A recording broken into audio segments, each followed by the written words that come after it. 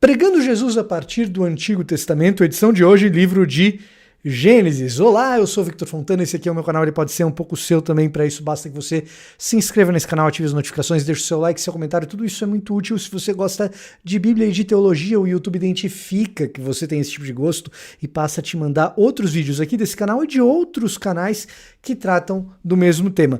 Hoje a gente vai falar sobre o livro de Gênesis e um possível guia para que você entenda o livro e passe a pregar Jesus a partir desse livro, se você é um pregador, fazer estudos bíblicos que incluam aí a pessoa de Jesus, se você dá estudos bíblicos, e quem sabe até mesmo possa começar a enxergar mais a pessoa de Jesus nos seus estudos pessoais.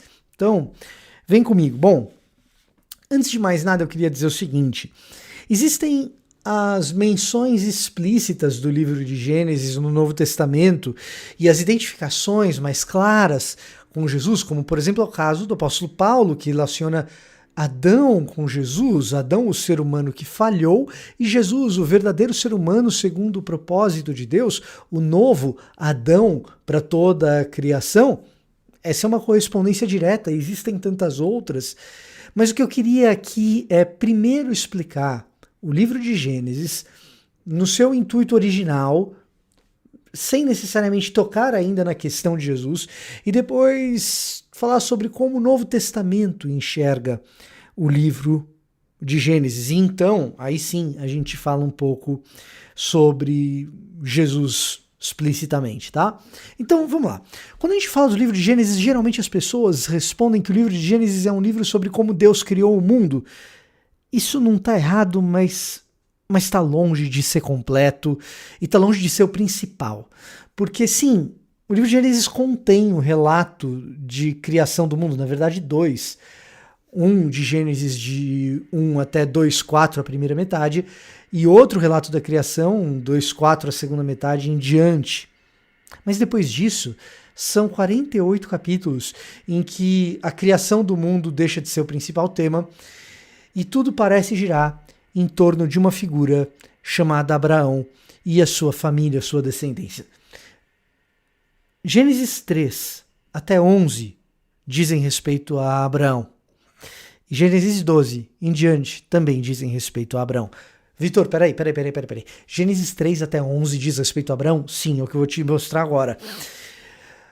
Adão peca, Deus vai em direção a Adão, conversa com ele e dá a Adão um juízo e também um sinal de graça e misericórdia. Caim peca, Deus vai em direção a Caim e dá a Caim juízo e também um sinal de graça e misericórdia. Em Adão, o juízo, a saída do Éden. Em Caim, o juízo, a saída da terra onde ele morava. Em Adão, o sinal de graça e misericórdia, as novas roupas que ele tem. Em Caim, o sinal de graça e misericórdia, a marca para que ele não fosse vítima da vingança por ter assassinado seu irmão. Noé, o pecado do ser humano alastrado. Deus vai em direção a Noé e dá a Noé o sinal de juízo, o dilúvio, e um sinal de graça e misericórdia, o arco-íris e a promessa de que a terra não seria mais destruída por meio das águas. E então nós temos Babel e Deus vai em direção a Babel e visita aquele projeto egocêntrico de ter o nome famoso em todos os lugares da terra, às custas do trabalho duro da confecção de tijolos das pessoas, e diante daquela escravidão, daqueles trabalhos forçados e daquela crueldade, Deus dá de novo juízo, a separação daquelas pessoas e a confusão das línguas. E você perguntaria, e onde está o sinal de misericórdia, que é o padrão em Adão, Caim, Noé, e estava tudo seguindo o padrão certinho em Babel também. E sim, o sinal de graça e de misericórdia é do lugar onde Babel foi construída a eleição de Abraão. Abraão, sai da terra e da tua parentela e vai para a terra onde eu vou te mostrar, e ali eu farei de você uma grande nação, e em ti serão abençoadas todas as famílias que foram espalhadas pela terra. É um sinal de graça e misericórdia ali. Então, os 11 primeiros capítulos de Gênesis são um prenúncio da chegada desse personagem Abraão, por meio de quem Deus abençoaria todas as famílias da terra. É o que nós lemos em Gênesis 12, de 1 a 3.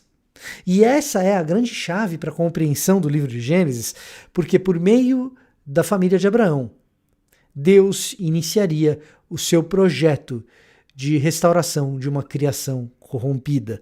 E aí você vai lendo o relato dessa família de Abraão e você vai vendo que essa família é tão corrompida quanto, é uma família problemática, até a gente chegar numa figura emblemática chamada José. E José é uma espécie de cumprimento da profecia dada a Abraão, da promessa feita a Abraão, da aliança de Deus com Abraão. José, o bisneto de Abraão, cumpre aquela promessa. Quando o mundo passava fome, inclusive seus irmãos que tinham vendido ele como escravo, inclusive seu pai que já não mais o via, quando o mundo passava por fome, José é miraculosamente alçado ao cargo de governador do Egito, administrador dos bens de Faraó.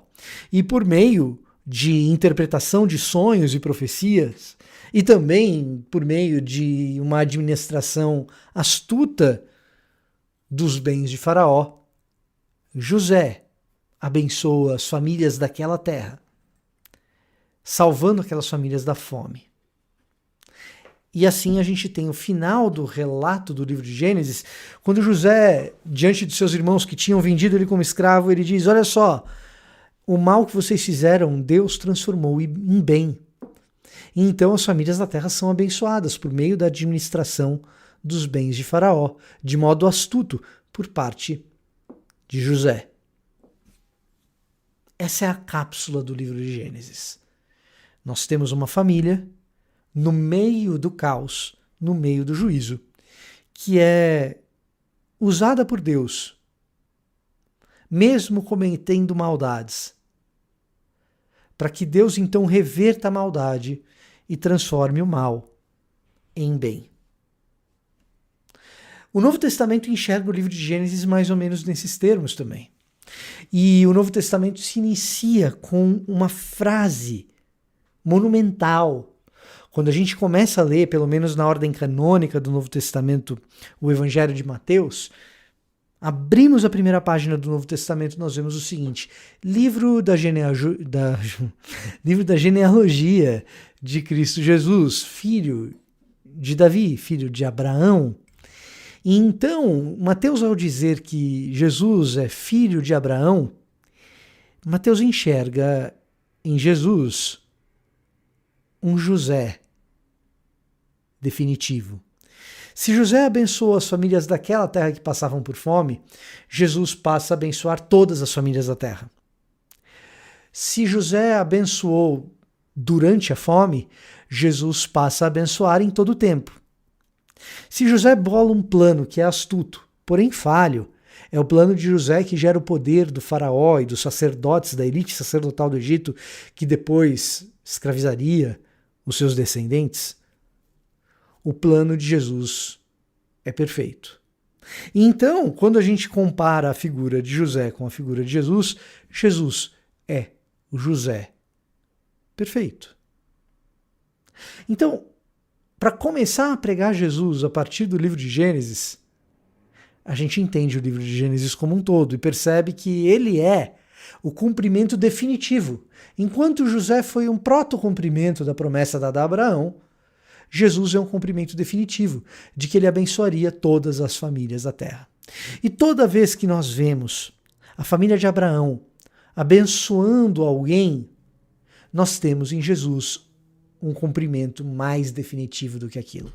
Quando nós vemos Abraão abençoando os reis da terra que estão em conflito e em guerra e ele traz ali a paz, Jesus é aquele que traz a paz definitiva.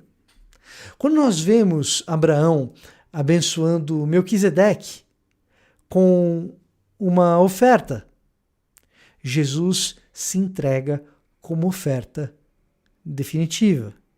Quando nós vemos o próprio Melquisedeque como um sacerdote do Altíssimo, Jesus se faz sacerdote definitivo. Qual o papel do sacerdote? A mediação entre o povo e Deus. Jesus é o sacerdote definitivo. Quando a gente vê cada um dos personagens de Gênesis trazendo algum tipo de bênção, Jesus traz uma bênção definitiva, porque todas as bênçãos no livro de Gênesis são temporárias, à exceção de uma, a promessa que Deus fizera a Abraão, que da descendência dele surgiria alguém que abençoaria todas as famílias da terra. Esse alguém se chama Jesus, e é assim que a gente prega Jesus a partir do livro de Gênesis. A gente vai ter mais vídeos nessa série, aguarde aí Êxodo, Levítico, Números, Deuteronômio. E se você gostou do que você viu nesse vídeo, deixa o seu like, dá uma passadinha aqui na descrição, onde tem o meu roteiro de estudos teológicos, inclusive sobre como interpretar melhor o Antigo Testamento. Eu tenho certeza que você vai gostar. Antes de você comprar o seu próximo livro, compre esse roteiro, tem o preço de um livro. E você vai ver cada livro que você pode comprar e por quê. Eu tenho certeza que você vai gostar, e se não gostar, você pode pedir o seu dinheiro de volta também. Esse era o meu recado para hoje. Eu vou ficando por aqui. Até a próxima.